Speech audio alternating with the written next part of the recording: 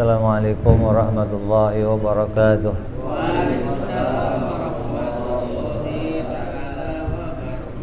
Al-Fatihah ila ruhi sayyidina habibina syafi'ina Rasulillah sayyidina Muhammad ibn Abdullah sallallahu alaihi wa ala alihi wa sahbihi wa azwajihi wa dzurriyyatihi. Anna Allah ya'li darajatihim fil jannah wa yanfa'una bi asrarihim anwarihim wa 'ulumihim nafa'atihim barakatihim fid dini wa dunya wal akhirah wa yaj'aluna min hizbihim wa yarzuquna ma'abadahum wa yatawaffana 'ala millatihim wa yashuruna fi zumratihim bil afiyatin wa salamatin lahumul Fatihah. A'udzu billahi minasy syaithanir rajim. Bismillahir rahmanir rahim. Alhamdulillahi rabbil alamin arrahmanir rahim maliki yaumiddin.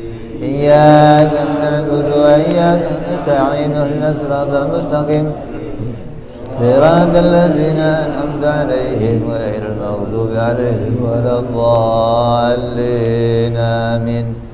Bismillahirrahmanirrahim. Nawaitu ta'alluma wa ta'lima wa tadhakkura wa tadhkira wa naf'a wal intifa'a wal ifadata wal istifadata wal hisa ala tamasuki bi kitabillahi wa sunnati rasulillah sallallahu alaihi wasallam wa du'a ilal huda wa dilalata alal khairi ibtigha'a mardatihi wa thawabihi wa husnil ma'alutfi wal afiyah wa salahil akibah. Bismillahirrahmanirrahim. Alhamdulillahirabbil alamin. Wa bihi nasta'in ala umuri dunya waddin. Wassalatu wassalamu ala Rasulillah Sayyidina wa habibina wa syafi'ina wa maulana Muhammadin sallallahu alaihi wa ala alihi wa sahbihi ajma'in. Amma ba'du. Waqala musanniful kitab Habibul Imam Hadrat Syekh Ahmad bin Athaillah rahimahullah wa ghafara lahu wa liwalidayhi wa nafa'ana bihi fid dharain. Thumma ila sahibu syaruha ya Salih Hadat rahimahullah wa ghafara lahu wa liwalidayhi wa nafa'ana bihima fid dharain. Allahumma aftah qulubana futuhal arifin wa bihidmatika wansur alaina birahmatika ya arhamar rahimin. Ila anqal sampai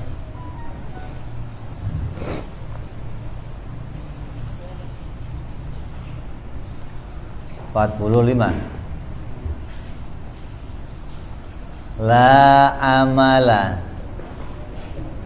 arjalil qabuli min amalin yaghibu anka syuhuduhu wa yukhtaqara indaka wujuduhu.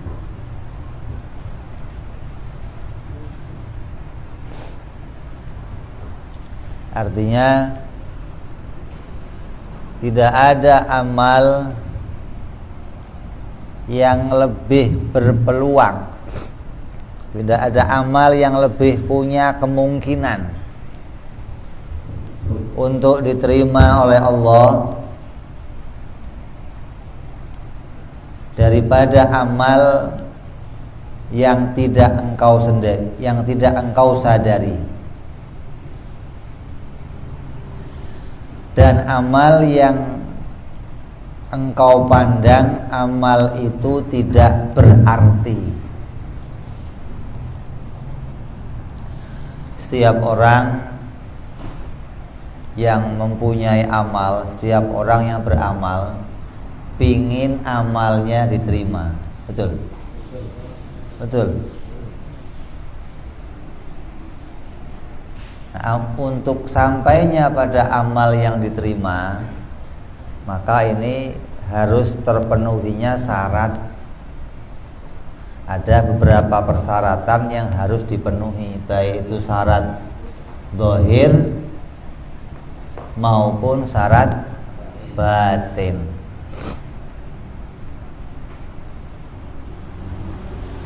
Syarat zahirnya apa contohnya? Syarat zahirnya ya ngaji ilmu fikih, tahu caranya, tahu bagaimana rukunnya, tahu bagaimana mengerjakannya. Ini syarat zahir, artinya mengerjakannya dengan cara yang benar.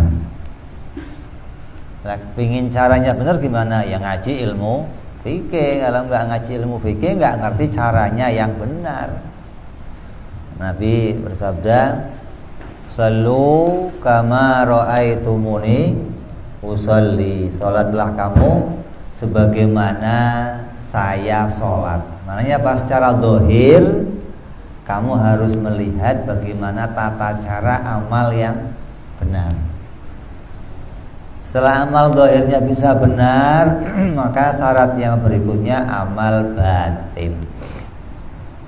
Jadi jangan ditiru, kalau saya sudah sholat, sudah ibadah, tata caranya udah benar, pasti diterima. Belum, ada lagi persyaratan batin.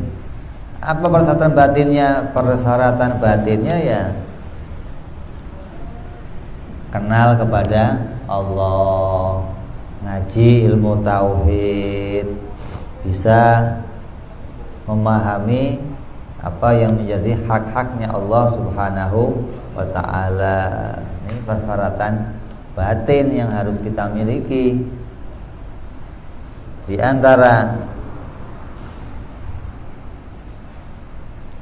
persyaratan batin lainnya apa?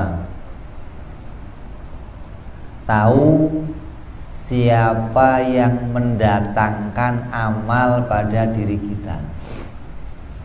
Amal itu munculnya dari saya atau dari selain saya. Amal itu saya munculkan sendiri atau dimunculkan oleh yang lain. Ini kamu harus tahu. Itu persyaratan batin. Kalau itu nggak terpenuhi, maka amal kamu yang nggak diterima. Kalau kamu kok ngakui, oh ini amalnya muncul dari diri saya sendiri, ini sampai nanti amal itu tidak diterima oleh Allah Subhanahu wa ta'ala. Artinya tidak ada amal yang lebih berpeluang untuk diterima oleh Allah kecuali amal yang amal itu kamu sadari amal itu didatangkan oleh Allah. Maka amal yang seperti itulah amal yang akan diterima oleh Allah. Kalau amal yang kamu kerjakan kamu yakini datang dari diri kamu sendiri, maka amal itu tidak punya peluang untuk diterima. Kenapa? Amal yang kamu akui dari diri kamu sendiri mesti amalnya rusak. Mesti amalnya penuh penyakit. Apa penyakitnya? Ya, itu penyakit yang akan muncul ketika kamu menganggap amal itu dari diri sendiri. Tapi ketika amal itu kamu yakin ini didatangkan oleh Allah, maka amal itu akan bersih dari riya, akan bersih dari ujub, akan bersih dari sum'ah, akan bersih dari penyakit-penyakit hati. Maka amal yang demikian, amal yang punya peluang diterima oleh Allah Subhanahu wa ta'ala. Gitu. Lu jangan terus, pokoknya saya kan udah amal, udah sholat, udah haji, udah puasa, udah pasti diterima oleh Allah. Oh, gak ada.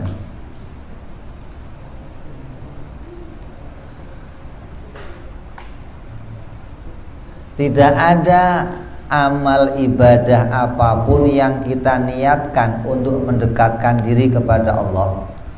Ini amal yang diterima di antara syarat batinnya apa? Tujuannya untuk mendekatkan diri kepada Allah. Ini bersihin dulu nih. Tujuannya untuk mendekatkan diri kepada Allah. Tujuannya tidak pakai hukum ekonomi. Itu dulu. Kalau sudah tujuannya pakai hukum ekonomi udah berat ini. Berarti sudah tujuannya tidak untuk mendekatkan diri kepada Allah, tapi pingin lancar kerjaannya, pingin cepet jodohnya, pingin naik pangkat, pingin ini ada sandaran lainnya. Berarti tujuannya sudah bukan karena, ini bicara yang amalnya tujuannya karena Allah saja, itu bisa nggak diterima, begitu loh. Apalagi sudah tujuannya bukan karena Allah. Nah, kalau tujuannya udah ibadahnya karena yang lain selain Allah, ya memang rusak semua. Ini amal ibadahnya diniatkan untuk mendekatkan diri kepada Allah. Seperti sholat hanya untuk Allah, puasa hanya untuk Allah, hajinya hanya untuk Allah, salawatnya untuk Allah, zikirnya untuk Allah. Maka amal-amal yang seperti ini ketika diniatkan hanya kepada Allah, maka ada kemungkinan diterima apabila kamu sadari amal itu didatangkan oleh Allah. Sudah niatnya karena Allah, tahu pula amal itu ditolong oleh Allah. Jadi sesuatu yang mau kita pakai mendekatkan diri kepada Allah itu apa isinya mengerjakan ibadah doang? Enggak, ada pula yang isinya itu meninggalkan larangan-larangan Allah. Seperti apa? Enggak mabuk, enggak riba, tidak berjudi, dan tidak melakukannya juga karena Allah, gitu loh. Bukan ini sekarang enggak minum arak, kenapa? Lambung gua sakit. Kalau enggak sakit, lancar. Itu sudah meninggalkannya bukan karena. Ente kenapa sekarang kok kayak enggak pernah judi, digerebek lulu? Ini meninggalkannya judi bukan karena Allah. Berat ya. Kalau kayak dulu mah enak, gak ada gerebekan, mah sekarang waduh dikit-dikit gerebek. Saya berhentilah daripada jadi bukan riba. Ini sekarang kayaknya udah gak pernah riba. Wah berat dah. Riba sekarang mesti terdaftar banknya, mesti ini, kalau enggak ditangkap-tangkapin, dibubarin. Ini meninggalkannya bukan karena Allah. Padahal Nabi bersabda, 1 dirham harta yang kamu makan karena riba, 1 dirham itu sama dengan kamu berzina 36 kali. 1 dirham itu berapa? Dirham itu mata uang perak. Kalau dinar itu mata uang emas. 1 dirham itu 3 gram lebih sedikit. Perak 1 gramnya berapa sekarang? Bukan tukang cincin sih, jadi gak ngerti urusan perak. Perak 1 gramnya 20.000. Kalau emas sekarang 1 gramnya 900.000. Jadi kalau 3 gram perak berapa jumlahnya? 60.000 lebih sedikit, itu 1 dirham. Uang 60.000 kamu makan yang hasilnya karena riba, maka kamu dihukumi sama seperti zina 36 kali. 1 perzinaan kamu menghancurkan 60 tahun ibadah kamu. Jadi kamu harus punya umur berapa itu berarti? Hanya makan uang 60.000, yang itu hasil dari riba. Kalau kamu tinggalkan ini karena Allah, berarti kamu niatnya mau mendekatkan diri kepada Allah.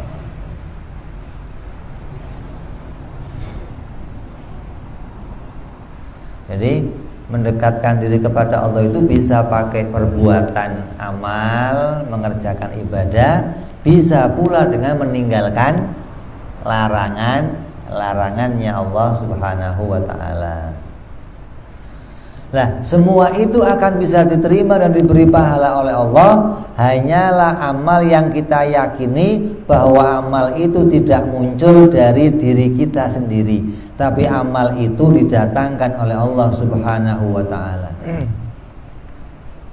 Jadi untuk sampai pada diterimanya amal itu bukan cuma caranya yang benar saja, bukan cukup yang penting kan saya sudah pas, takbirnya benar, Fatihahnya benar, rukunya benar, sujudnya. Enggak cuman itu. Kamu juga harus menyadari bahwa amal itu kamu niatkan hanya karena Allah, dan amal itu ditolong oleh Allah. Kalau enggak ada pertolongan Allah, maka amal ini tidak akan terjadi. Amal ini tidak akan muncul. Amal ini enggak akan diterima oleh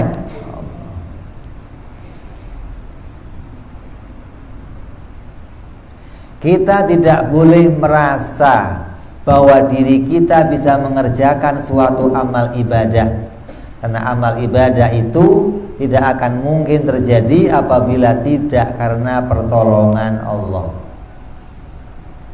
Berapa banyak orang yang kakinya kuat tapi nggak pergi ke masjid? Ada.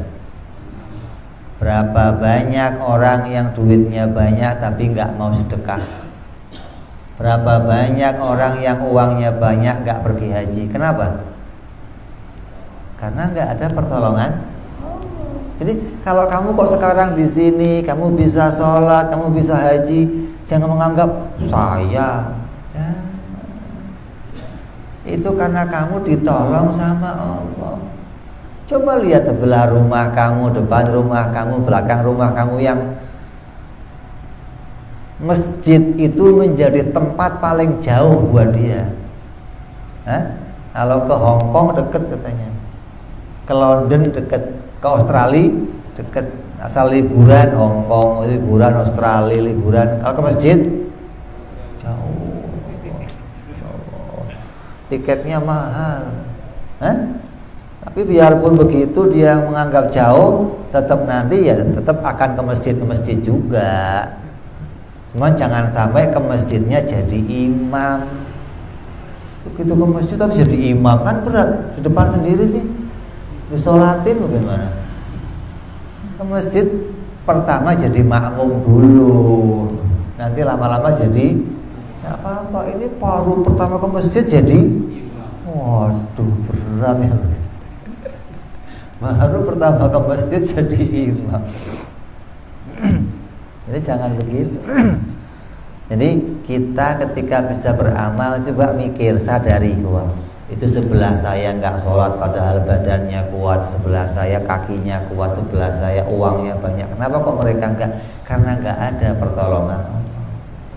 Jadi kamu yang sekarang hari ini bisa sholat, bisa zikir, bisa beribadah, maka kalau kamu ingin amal kamu diterima, yakini amal itu tidak muncul dari diri saya sendiri. Gitu. Amal saya ini terjadi karena pertolongannya Allah. Dan setelah kita sadari amal itu, yang penting lagi apa? Kita tidak boleh bergantung pada amal ibadah itu untuk menghasilkan sesuatu. Kadang kita udah beramal terus nuntut sama Allah. Ya Allah, kan saya sudah begini, ya Allah. Ya Allah, kan saya sudah. Berarti kamu menggantungkan amal kamu, menggadaikan amal kamu, menjual amal kamu untuk mendapatkan sesuatu dari Allah. Harus kalau itu diniatkan karena Allah, berarti amal itu haknya Allah. Jangan kamu tuntut-tuntut, jangan kita ambil lagi amalnya. Jangan kita harapkan mau kita gadaikan dengan hal-hal yang kecil. Apalagi mau digadekan pakai rupiah, mau digadekan pakai BBM, digadekan cuma pakai bensin, digadekan pakai token listrik, kan berat ini. Ya ibadah yang mulia, ibadah yang semestinya kalau kamu itu benar Allah bisa berikan hadiah kepada kamu surga yang selama-lamanya, cuman kamu tukar pakai token listrik, kan berat. Kalau kamu nggak datang kerjaannya itu masalah kecil. Kalau kamu nggak datang jodohnya itu masalah kecil, itu masalah kamu. Jangan Allah dibawa-bawa. Urus aja sendiri, muka dibaikin. Kerja yang rada ketol dikit, cari kemana? Jangan terus ya Allah, saya sudah sholat ya Allah, sholatnya dibawa ininya. Kalau mau doa saja, Allah itu mengijabah doa kita di tempat-tempat mulia, di waktu-waktu mulia. Jangan amalnya dituntut untuk mengabulkan itu semua, sayang. Jadi kita tidak boleh menganggap amal itu muncul dari kita sendiri, dan tidak boleh menggantungkan amal itu untuk kita pakai menghasilkan sesuatu seperti rezeki dunia, atau seperti memasukkan kita ke dalam neraka, ke surga, atau amal itu dapat mendekatkan diri kita kepada Allah Subhanahu wa ta'ala. Ini yang paling banyak ini. Paling banyak orang yang sudah beramal merasa saya udah dekat sama Allah. Apalagi udah sering tahajud, puasanya Senin Kemis, muasal dzikir, tasbih bolak-balik sampai putus tasbihnya. Terus merasa saya mau udah deket sama Allah. Kalau saya doa nih, hujan turun langsung. Berat ini. Kamu itu boleh nuduh orang lain mungkin deket sama Allah. Mungkin aja dia wali. Maka kata ulama apa? Kamu jangan suka ribut sama orang, barangkali orang yang kamu ributi itu walinya Allah. Kalau kamu mau menyangka orang lain walinya Allah, boleh. Si anu mungkin walinya Allah. Tapi kalau saya mungkin nggak walinya Allah, nggak mungkin. Kalau kamu sudah merasa apakah saya walinya Allah, nggak mungkin, gitu loh. Jawab sendiri, jangan hati kamu, biar kepedean, jangan kepedean. Tahu saya ini mungkin walinya Allah kali ya. Dari mana jalannya kamu walinya Allah? Kalau kamu nyangka orang lain walinya Allah, mungkin, begitu loh. Tapi kok tiba-tiba hati kamu ngomong, apa saya ini mungkin jadi walinya Allah? Nggak mungkin. Jawab sendiri, harus begitu. Jangan kepedean. Kan saya udah begini, berarti mungkin aja saya walinya Allah. Mimpi dari mana? Jadi jangan sampai kita menggadaikan, kita menjual amal kita hanya untuk keuntungan dunia, untuk ditukar harta, ditukar surga, menganggap saya sudah dekat dengan Allah. Ini kerusakannya begitu.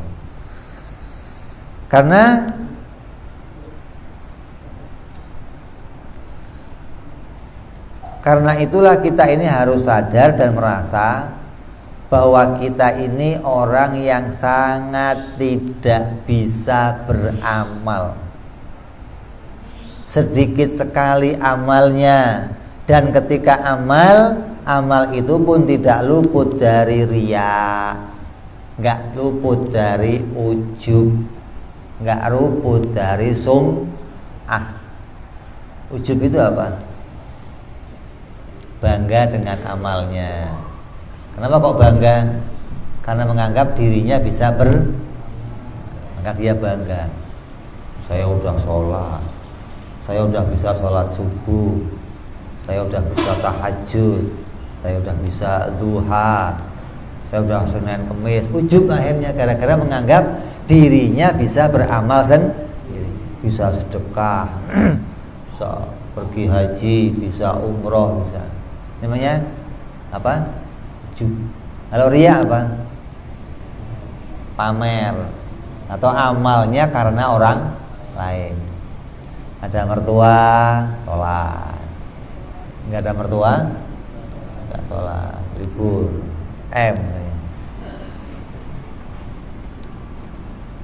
Ini amalnya karena orang lain. Kalau sum'ah pingin dikomentari orang lain. Kalau sudah ibadah, tadi gua gimana? Gimana tadi sholat saya? Gimana bacaan saya? Gimana Fatihah saya? Gimana? Pingin orang lain tuh, oh kamu mah top. Itu namanya apa? Nah, itu amal yang kamu anggap muncul dari diri kamu sendiri, itu nggak akan sepi dari itu semua. Makanya seringkali ada orang lagi sholat masukin ke HP, pengajian di foto, masukin ke HP. Kalau tujuannya mau ngajak orang lain, bagus, biar orang lain syiar, kumpul sama kawan-kawan foto ngaji, oh ini pengajian kami, syiar. Tapi kalau sudah tujuannya dikit-dikit, yang like berapa ya, yang like berapa ya, nah ini yang rusak ini. Komennya apa aja ya, berat ini. Muncul apa itu? Hati-hati. Jadi amal kita itu nggak kosong dari itu. Kalau nggak kosong dari itu, diterima nggak kira-kira? Jangan ngimpi dong, tuh amal rusak begitu kok diterima. Mau diterima apanya amal rusak begitu?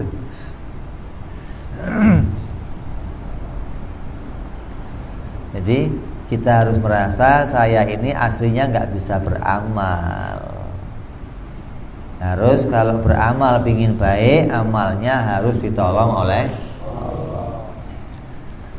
Jalan menuju kesuksesan dan keberhasilan dalam ibadah itu adalah hanya satu, yaitu menggantungkan semua amal ibadah kita kepada anugerahnya Allah, kepada rahmatnya Allah.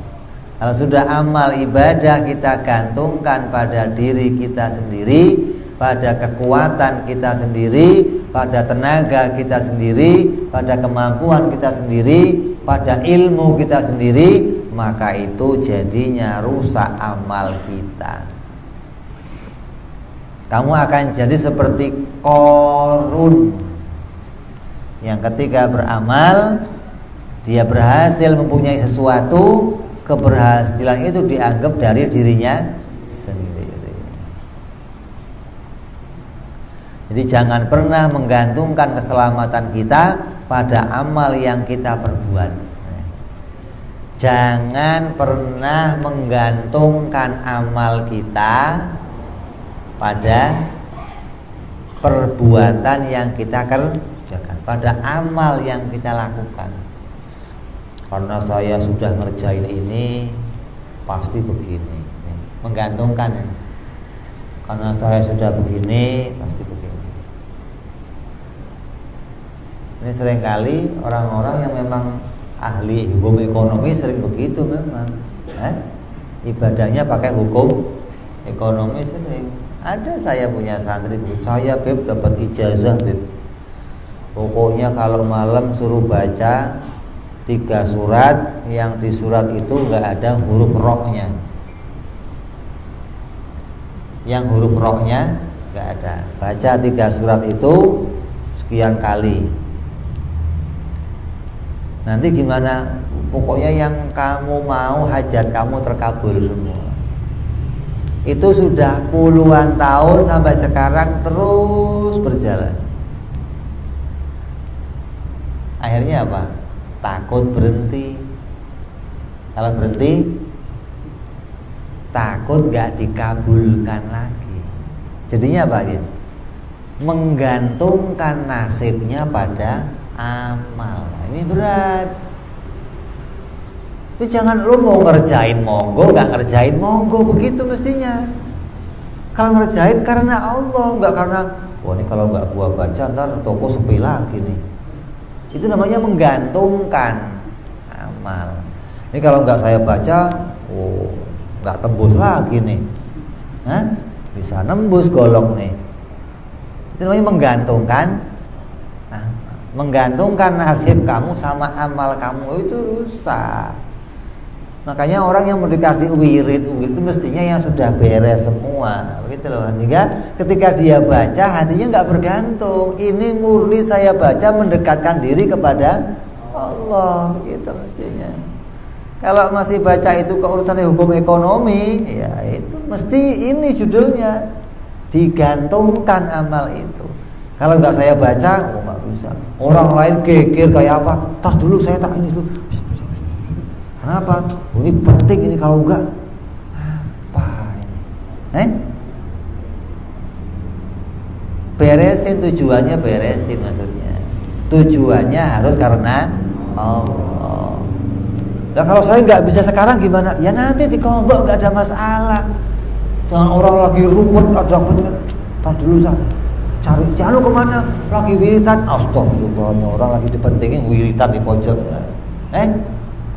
Jadi lihat momennya, lihat waktunya, lihat keadaannya, hingga bisa menempatkan sesuatu pada tempatnya. Kamu nggak menggantungkan sesuatu pada amal kamu sendiri.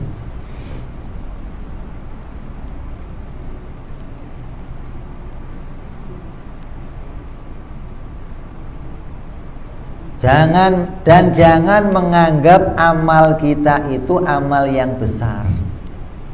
Jangan menganggap amal itu besar. Gua mau udah tahajud, dianggap itu amal yang besar. Orang lain memang ada yang bisa begitu. Saya semalam 100 rakaat tahajud, dianggap amalnya besar. Lah, kalau sudah bisa menganggap amal itu besar, yang berat lagi apa? Dia menganggap dirinya telah dekat dengan Allah. Gara-gara bisa memunculkan amal, menganggap amal itu amal yang besar, terus menganggap dirinya dekat dengan Allah. Apalagi dianggap ini sudah jadi walinya Allah. Kapan ngangkatnya? Dia nggak jadi wali, main pede banget loh mau jadi wali-walinya. Kalau mau jadi wali itu diangkat sama Allah, diresmikan. Ada pengangkatannya, ada itu pantas. Itu belum apa-apa jadi walinya Allah. Bagaimana jalannya? Ini berat ini. Gara-gara menganggap bisa memunculkan amal, terus yang dimunculkan amalnya itu banyak, dianggap itu amal yang besar. Ketika amalnya besar, dianggap dia menjadi orang yang telah dekat kepada Allah. Kalau sudah menganggap dia dekat dengan Allah, yang lain gimana? Jauh. Yang lain amalnya kecil. Kamu baru bisanya wiritan segitu. Kamu bisanya baru puasa begitu. Saya Daud nih. Daud. Kan berat kan? Jadi jangan sampai amal-amal itu kita gantungkan. Terus kita ini harus menganggapnya apa? Amal yang saya kerjakan harus saya anggap apa? Kamu harus menganggap ini sebatas tugas. Gitu dong. Ini kewajiban. Ini tugas saya sebagai hamba. Maka saya harus bisa melaksanakan tugas itu. Dan tugas itu tidak akan terlaksana kalau nggak ditolong oleh Allah. Ketika saya melaksanakannya dan Allah menolongnya, maka saya bersyukur, alhamdulillah ya Allah, dan ditolong, bisa ngelaksanain tugas. Terus gimana? Sehingga saya nggak dihukum, alhamdulillah. Udah ngarep-ngarepnya jangan dihukum gitu aja. Nggak usah mikirin, ini karena amal ini saya bisa begini, bisa, nggak usah.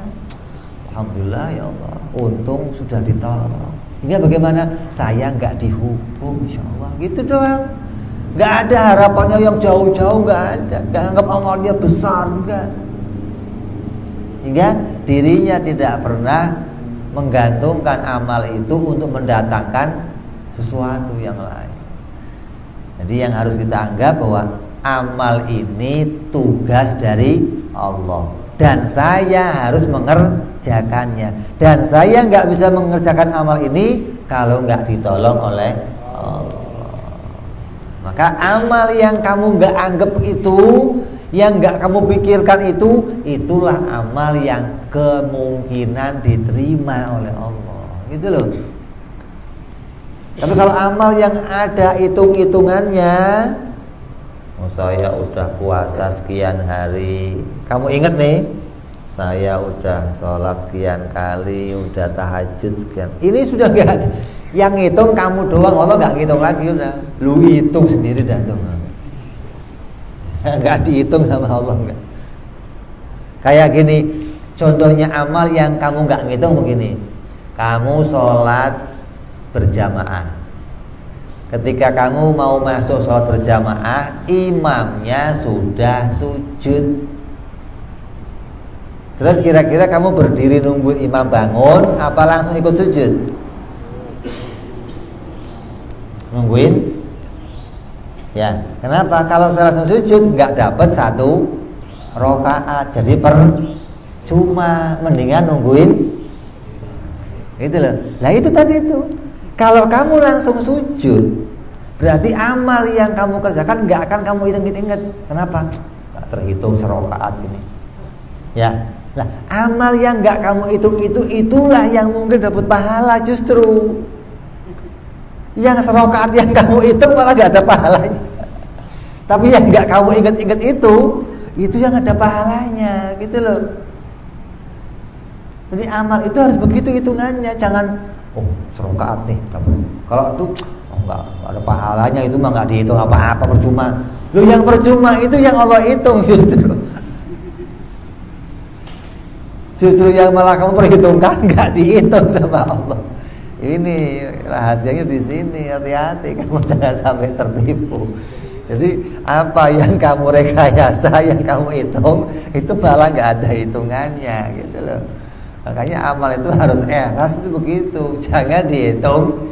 Anggap ini kewajiban saya ya Allah, ini tugas saya ya Allah, udah selesai.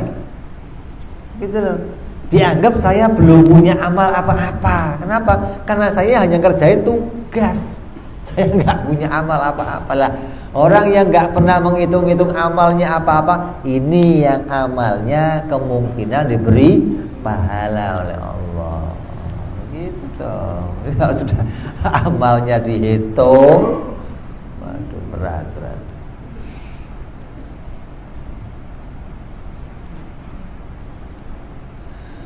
Rasulullah Shallallahu Alaihi Wasallam bersabda, tidak ada satupun di antara kalian yang akan masuk surga dengan amalnya sendiri.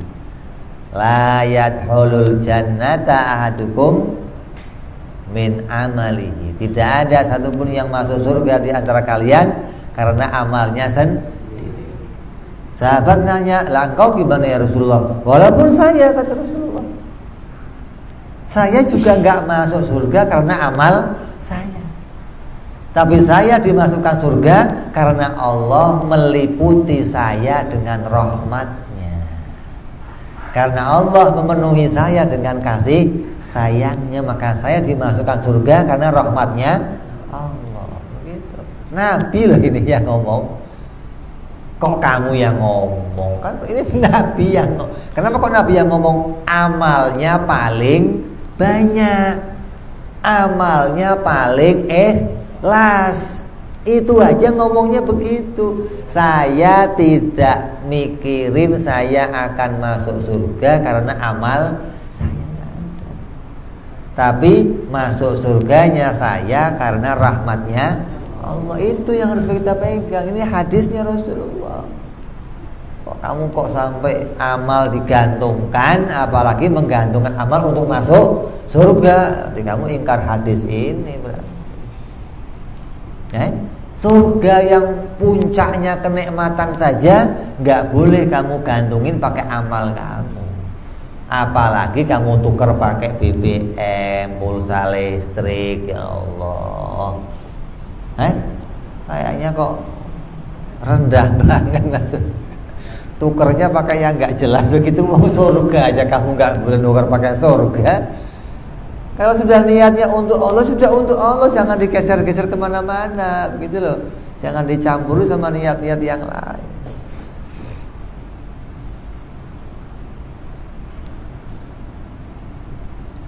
Siapa yang beramal dan dia tidak melihat bahwa Allah memberi pertolongan dalam amal ibadahnya, maka dia hanya memandang amal itu dari dirinya sendiri, maka dia tidak akan pernah lepas dari ujub. Orang yang beramal dan dia tidak memandang Allah sebagai penolong amalnya, maka dia hanya memandang dirinya yang mengeluarkan amal itu, maka muncullah sifat ujub. Makanya dalam hadis yang kemarin kita kan sudah ngomong, Rasul bersabda, saya takut kalau kamu nggak punya dosa. Berarti suruh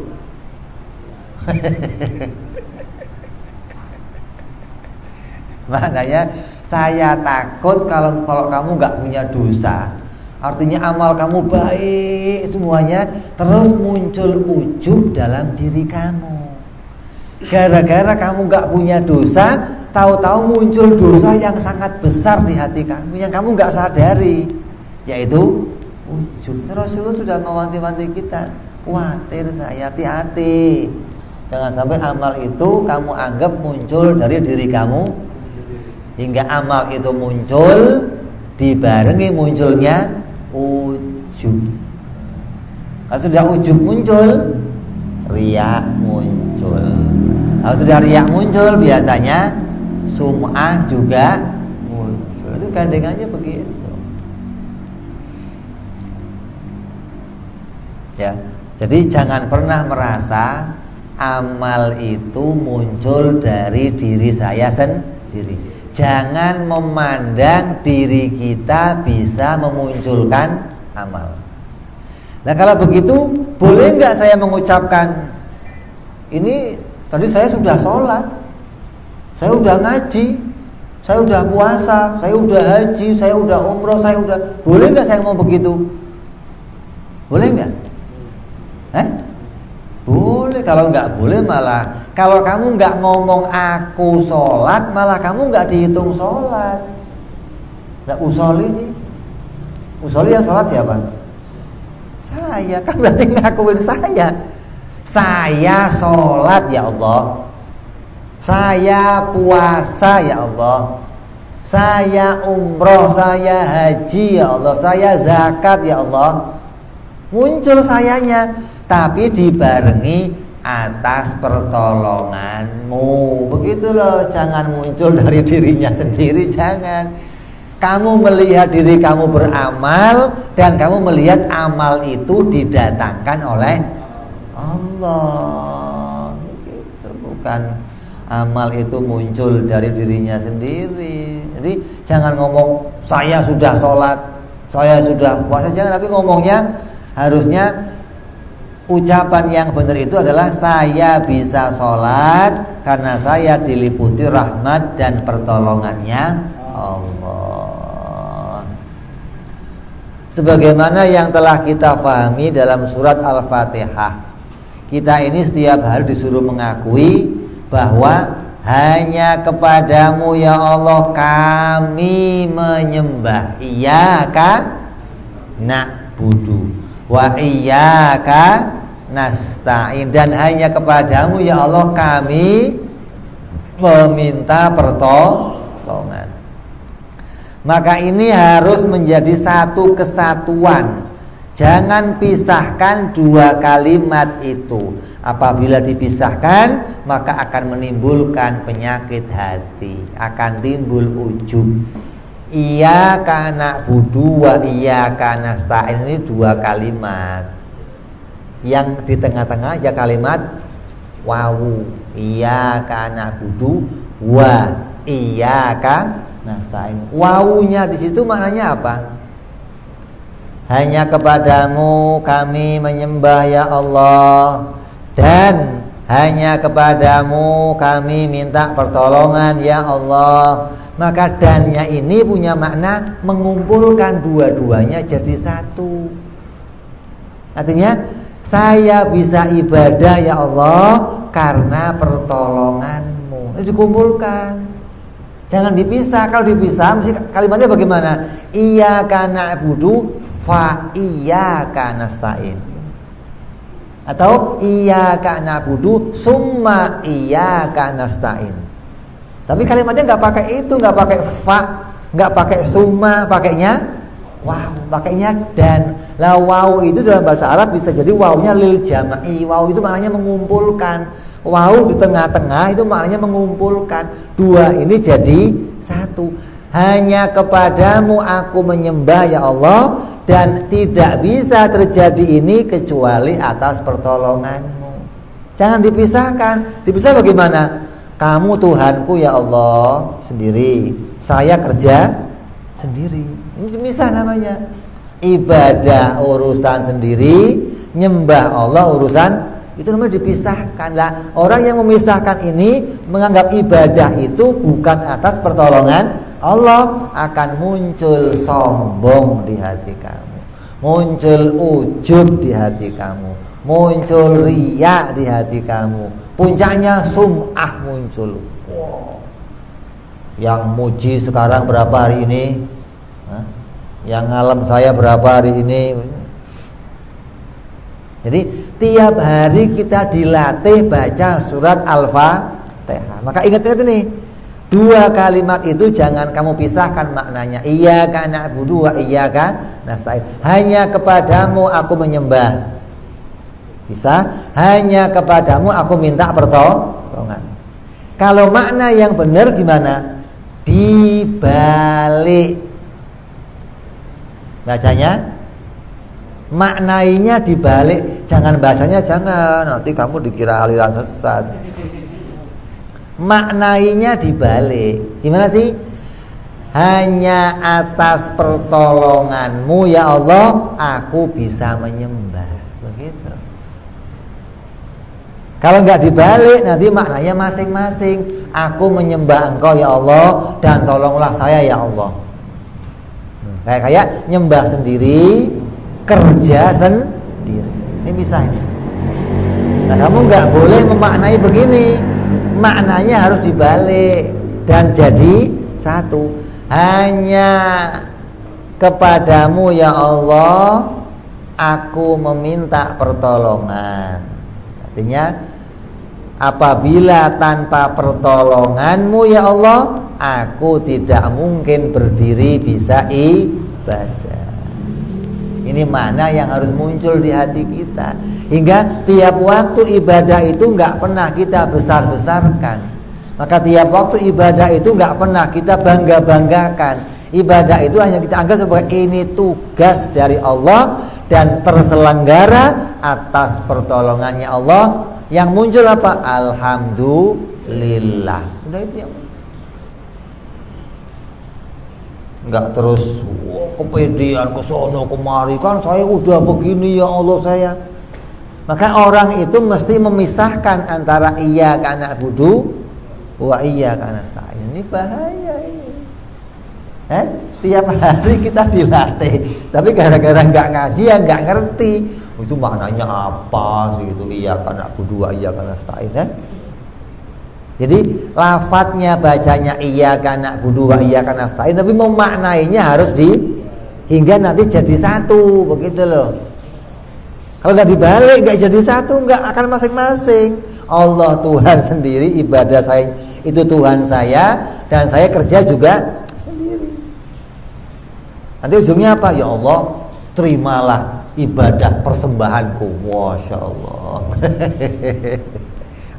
Kayak ente mau memberikan persembahan apa begitu loh. Jadi harus dibalik. Hingga maknanya tanpa pertolonganmu ya Allah kami tidak bisa ibadah. Kalau kami tidak engkau tolong ya Allah, kami tidak bisa ibadah. Begitu maknanya. Kalau kami tidak engkau tolong, kami tidak bisa. Itu maknanya harus begitu. Hingga nanti bersih dari yang namanya ujub. Kiai ceramah pinter, kalau sudah awal ngomongnya lupa sama Allah, selesai ngomong tadi gimana? Lupa sama Allah. Tapi kalau sudah dari awal ngomong, ya Allah, Rabbi israh li sadri wa yassir li amri wa hlul 'uqdatam min lisani yafqahu. Ya sudah lancar tiap omongannya. Ya Allah, kalau enggak kamu ingetin ya Allah, enggak keluar itu ya Allah. Begitu mestinya. Enggak pernah pede sama yang disampaikan. Tahu ini ngomongnya ditolong Allah, ingetan didatangkan oleh Allah. Selesai, alhamdulillah. Sudah selesai. Enggak terus, kalau enggak gua tadi enggak bisa ngomong begitu. Waduh, kayak Nabi aja kalah. Oh, ini orang-orang yang baik. Ya Allah. Jadi ini penting, ini persyaratan amal kita diterima, gitu loh. Kalau kamu nggak punya ini, kamu nggak punya persyaratan untuk amal kamu diterima, enggak. Kalaupun kamu menganggap amal kamu diterima, itu kamu kepedean sendiri. Oh pasti terima. Nah ukurannya apa? Kamu ngomong amal diterima itu ukurannya apa? Ini yang jadi ukuran, gitu loh. Amal bisa diterima kalau amal itu tidak kamu anggap, nggak kamu pandang, nggak kamu besar-besarkan, tidak kamu pandang muncul dari diri kamu.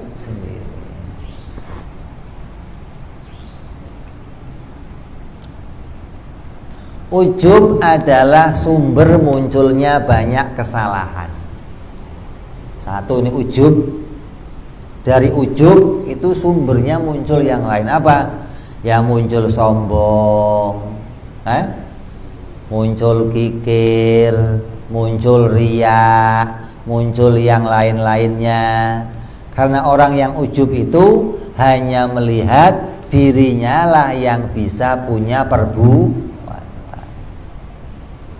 Dia tidak memandang Allah yang menimbulkan perbuatan yang ada pada dirinya. Ngetesnya gimana? Begini. Kamu kalau gerak itu gerak sendiri apa? Ini gerak sendiri terserah saya. Oh, ini pisah ini. Pisah antara iyyaka na'budu wa iyyaka nasta'in, pisah ini. Nah, sudah ngomong, ya terserah saya mau. Wah, berat ini. Kalau begitu takbir ya terserah saya, enggak takbir juga terserah saya. Wah. Apalagi sampai kamu ngomong, kalau saya mau saya bisa begini. Kalau saya mau saya kalau kamu mau lah, kamu bisa apa? Maunya aja dikasih, kemampuan dikasih, dianggap kemauan kita, kemampuan kita bisa memunculkan sesuatu. Ini rusak. Jadi gara-gara ujub banyak kerusakan yang muncul dalam diri kita. Nabi SAW bersabda, 3 perkara yang menghancurkan manusia, 3 perkara yang akan membinasakan manusia. Kalau kamu tahu 3 perkara ini, maka kamu akan selamat. Apa 3 perkara ini? Yang pertama kata Rasul, sifat kikir yang dituruti. Sifat kikir yang dituruti. Kikir itu sering muncul di hati kita. Ada orang minta kasih, muncul ilham dari Allah, bisikan malaikat kasih. Muncul lagi yang lain, nanti uang kamu habis. Ini muncul juga. Kok kamu turutin? Oh, berarti kamu hancur, rusak.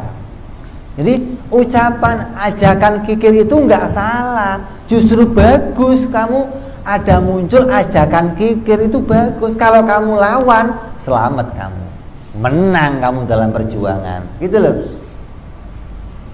Nih kata Nabi, 3 ini akan menghancurkan kamu. Yang pertama, kikir yang diturutin. Terus hawa nafsu yang diikuti. Jadi hawa nafsu muncul, pengen ini, boleh, nggak ada masalah. Itu ujian Allah datangkan kepada kita. Pengen ke sono, pengen nggak mas. Tapi jangan diikuti. ikuti, gitu loh. Sekali kamu lawan hawa nafsu kamu, 1 pahala untuk kamu.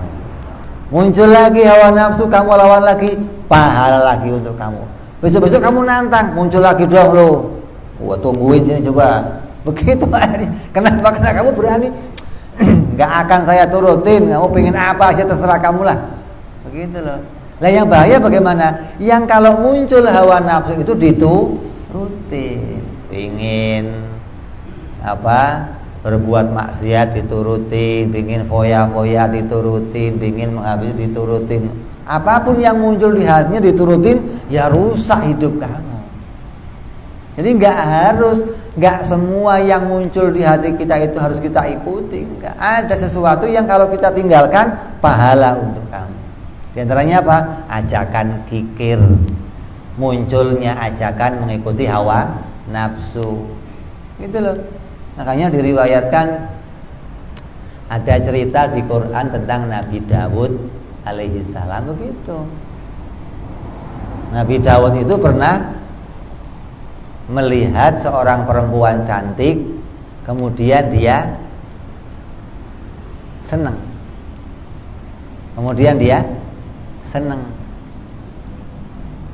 Nah, setelah dia senang, ditegur, datang berita bahwa Nabi Dawud itu sudah punya 99 istri. Kok masih pingin 1 istri lagi, yang lain lagi? Ini ajakan hawa nafsu. Kata ulama apa? Mosok Nabi kok begitu? Loh, itu justru pahala. Kalau nggak diturutin itu pahala. Begitu loh maksudnya. Bukan terus asal kamu lihat cewek nggak boleh hatinya punya. Oh ya, periksain otak kamu kalau begitu. Kalau lewat cewek cantik kok seneng, pantes. Cantik loh. Tapi jangan diikutin. Rumahnya mana? Mbak, teleponnya dong. Wah, ini mah kepanjangan akhirnya.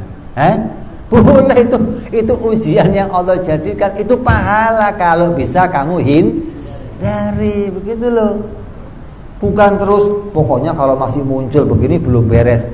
Nggak ada yang nggak muncul begitu, nggak ada. Yang namanya kucing dikasih kan asing miring-miring jalannya. Cuma jangan kebablasan, gitu loh maksudnya. Jadi kalau ada ajakan yang begitu, kita tolak. Ketika kamu tolak 1 ajakan, pahala untuk kamu. Yang pertama apa? Kikir yang diikuti. Yang kedua, hawa nafsu yang diikuti. Terus yang ketiga, ujub pada dirinya sendiri. Ujub pada dirinya sendiri. Bangga pada amal dirinya sendiri. Jadi orang yang menganggap dirinya bisa memunculkan amal, itu hancur dirinya. Artinya apa? Tidak ada nilainya. Kamu akan tersesat. Justru kamu akan jauh dari bisa menerima nikmatnya Allah. Di antara sebabnya orang itu nggak bisa syukur sama Allah tadi itu. Jadi hancur tadi maknanya kamu meninggalkan mensyukuri kenikmatannya Allah. Menganggap ada sesuatu yang tidak dimunculkan oleh, ya hancur. Jadinya apa kamu?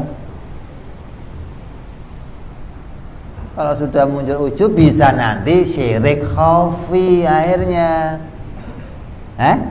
Menganggap ini tidak diciptakan oleh Allah, tapi muncul dari diri saya sendiri. Wah, ini super rusak kalau sudah munculnya syirik. Menganggap datang dari dirinya sendiri, otomatis apa? Menganggap Allah itu penonton. Kamu yang kerja, Allah yang nonton. Jadinya kayak kamu main apa itu? Lenong penonton. Nah, ini yang nonton siapa? Yang nonton Allah. Ya Allah, gimana? Bagus nggak tadi Allah? Cocok ya Allah. Kayak ya Allah.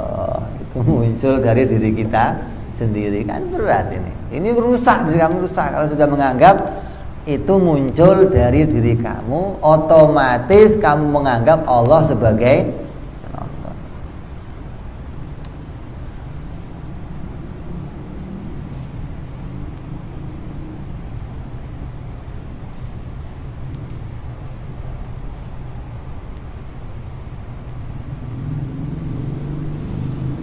Bersabda Nabi Isa alaihi salam, berapa banyak lilin yang menyala padam karena tiupan angin.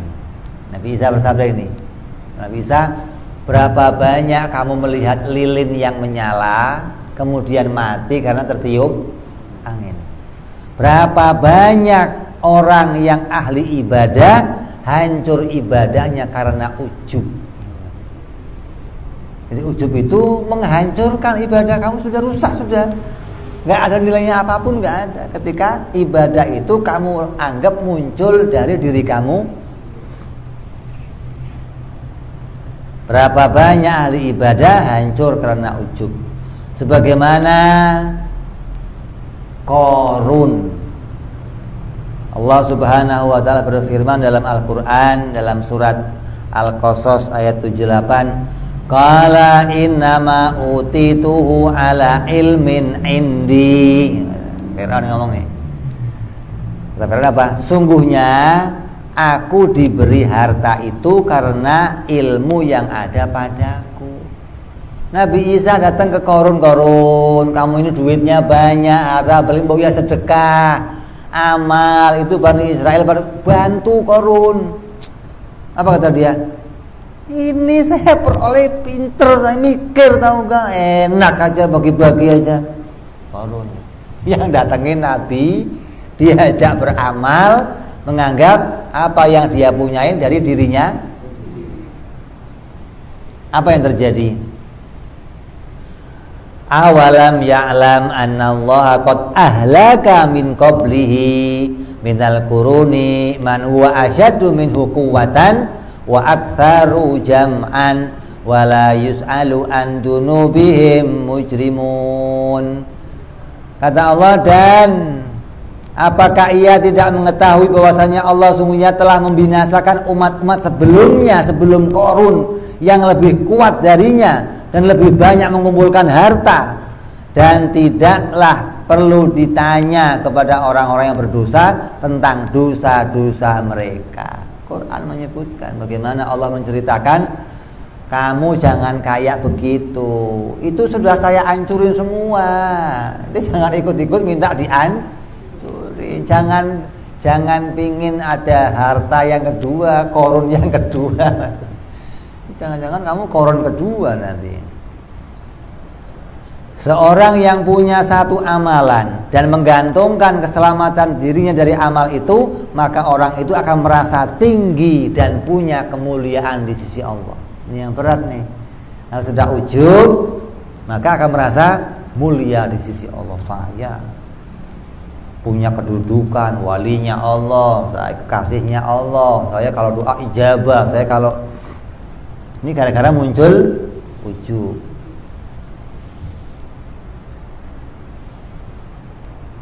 Dan amal itu akan hancur dan tidak akan sampai kepada Allah. Seperti lilin yang tertiup habis. Kata habaan mansuro, bagaikan debu yang berterbangan. Nabi SAW bersabda, orang yang beramal dan menganggap dirinya mulia dengan amalnya, maka amal itu tidak akan terangkat melebihi kepalanya. Coba Nabi.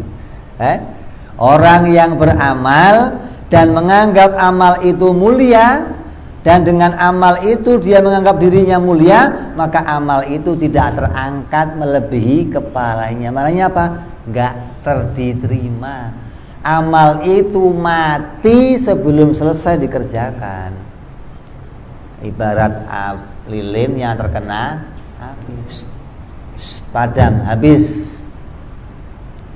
Diceritakan dalam kitab Ihya, suatu hari ada seorang ahli ibadah yang berdoa kepada Allah tapi tidak pernah dikabulkan doanya.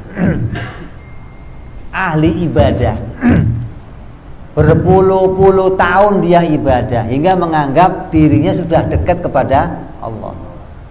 Hingga dengan ibadah yang 60 tahun itu dia doa, ya Allah, saya sudah sekian tahun ibadah kepada Engkau ya Allah, saya enggak pernah maksiat kepadamu ya Allah, kabulkankah satu doaku ini ya Allah. Pinginnya apa? Pinginnya Allah membukakan dia alam gaib. Dia mau lihat yang macam-macam.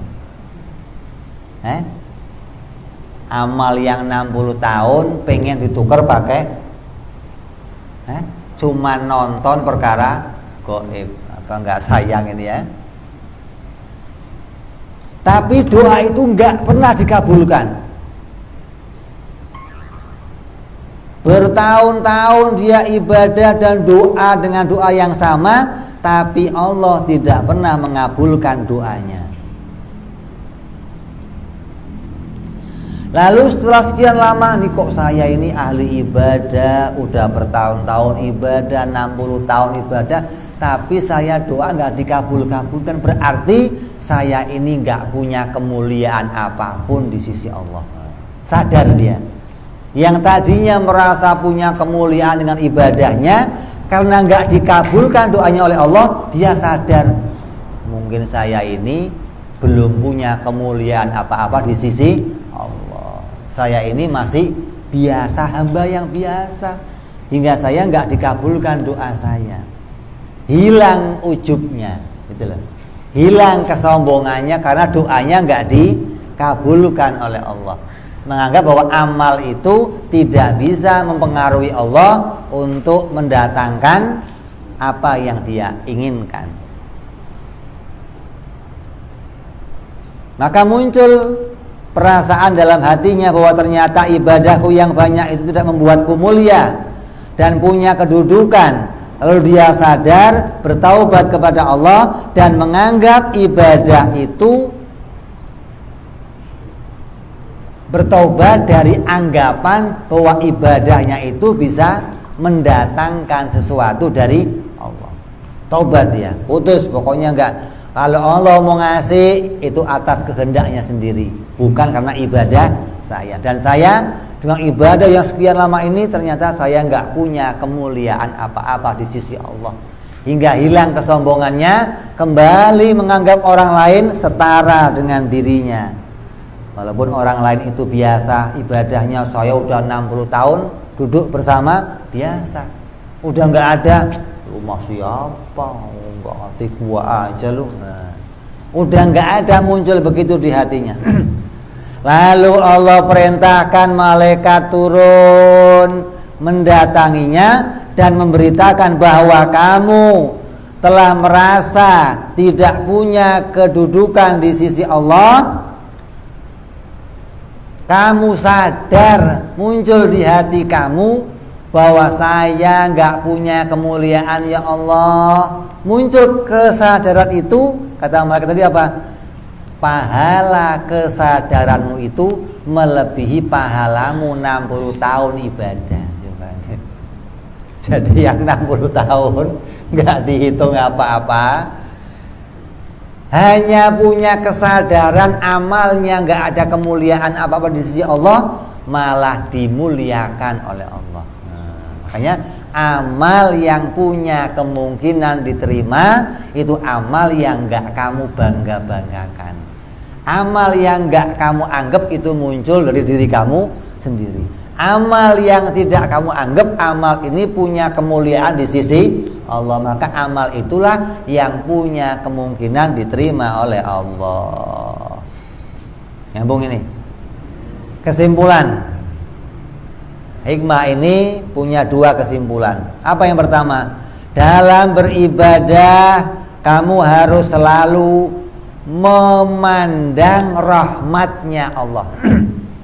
Dalam ibadah kamu harus menggandengkan iyyaka na'budu wa iyyaka nasta'in. Jangan pisahkan ini, jangan. Sekali kamu pisahkan ini, akan muncul ujub di hati kamu dan hancur amal kamu, nggak diterima oleh Allah.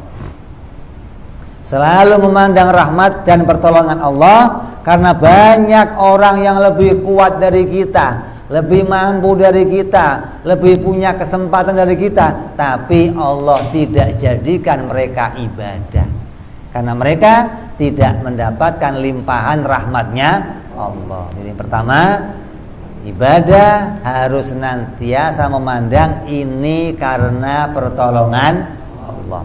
Yang kedua, jangan pernah menganggap besar pada amal ibadah yang kita lakukan. Jangan dianggap, oh saya udah hebat, saya udah.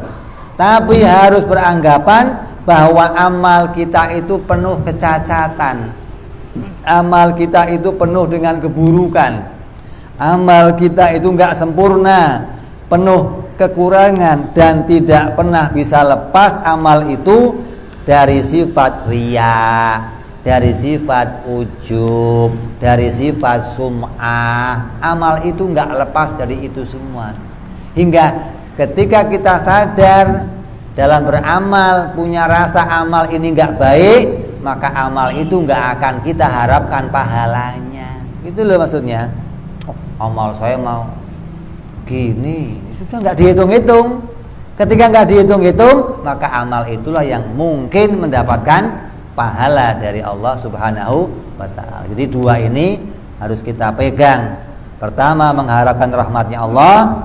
Terus jangan menganggap amal itu amal yang besar dan bisa mendatangkan kemuliaan dari Allah. InsyaAllah apabila punya dua ini, amal kita akan diterima oleh Allah Subhanahu wa ta'ala, insyaallah. Mudah-mudahan yang hadir semua di sini hatinya ditenangkan oleh Allah, hatinya dijadikan hati yang senantiasa bergantung hanya kepada Allah, hatinya senantiasa mengharapkan pertolongannya Allah, tidak pernah membanggakan amal muncul dari dirinya sendiri. Ya Allah, berikan kami kesadaran ya Allah, berikan kami kebaikan-Mu ya Allah, berikan kami limpahan rahmat-Nya ya Allah, ridhoilah amal-amal kami ya Allah, jadikan amal-amal kami amal yang membawa kami ke dalam surga-Mu ya Allah, amal yang mendatangkan keridhaan-Mu ya Allah, amal yang mendatangkan kebaikan dari-Mu ya Allah di dunia sampai nanti di akhirat. Amin ya rabbal.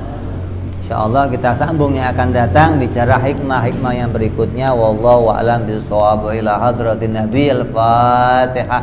A'udzu billahi minasyaitonir rajim. Bismillahirrahmanirrahim. Alhamdulillahirabbil alamin arrahmanir rahim maliki yaumiddin. Iyyaka na'budu wa iyyaka nasta'in. Ihdinas siratal mustaqim.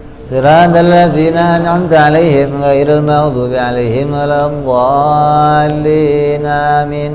يا ربنا اعترفنا بأننا اقترفنا وأننا أسرفنا على الأرض أشرفنا وتب علينا توبة تغسل كل هوبة wa amini rawati wa ghfirli walidina rabbi wa mauludina wal ali wal ihwani wa sairil hilani wa kulli dhi mahabbah aw jiratin aw suhbah wal muslimina ijma' amina rabbi fadlan wa judan manna la biktisabi minna nadha bi kulli suli salam alaihi andal habbi wa alihi wa sahbihi dada taqsi suhbi walhamdulil ilahi ilbadi wa tanahi subhana rabbika rabbil izzati amma yasifun salamun alal mursalin alhamdulillahi rabbil alamin.